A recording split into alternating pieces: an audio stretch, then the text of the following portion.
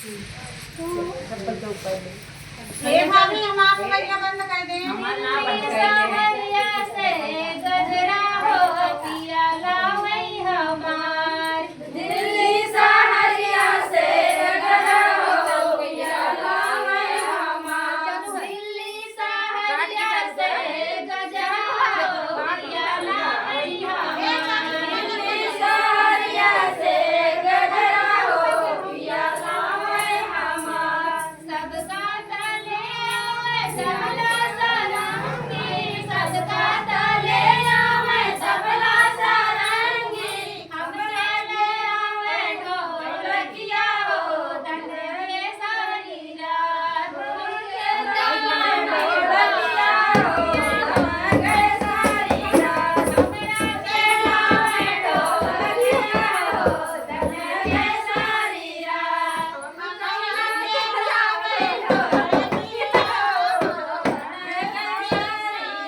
दिल्ली सहरिया से गजरा हो हरिला में हमार। दिल्ली सहरिया से गजरा हो हरिला में हमार। दिल्ली सहरिया से गजरा हो पियाला में हमार। दिल्ली सहरिया से गजरा हो पियाला में हमार।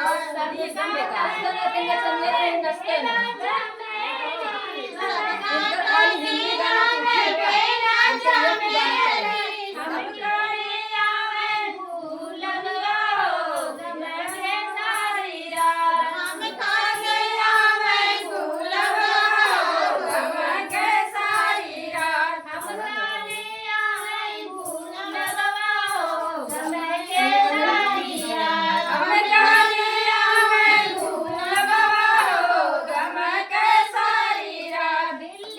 सहरिया से गजरा हो हरिला में हमार। दिल्ली सहरिया से गजरा हो हरिला में हमार। दिल्ली सहरिया से गजरा हो हरिला में हमार। दिल्ली सहरिया से गजरा हो हरिला में हमार। सब कर तले आवे माई बहिनिया, सब कर तले आवे माई बहिनिया।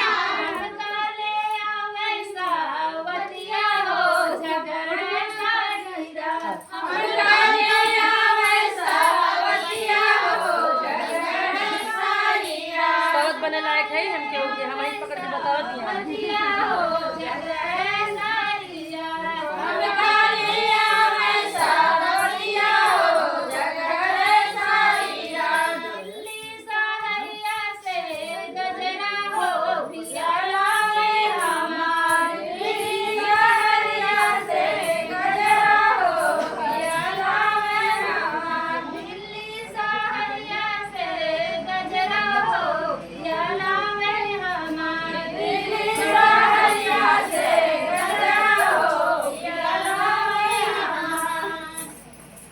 तो भैया गाना के अच्छा लगा कमेंट में जरूर बताइए। वीडियो को ज्यादा से ज्यादा शेयर करिए। एक्चुअली कैमरा मैन के साथ सबके बहुत धन्यवाद। चलना ना ऑफिस से बस पर लोग गुलाबी साड़ी ले राजा जाना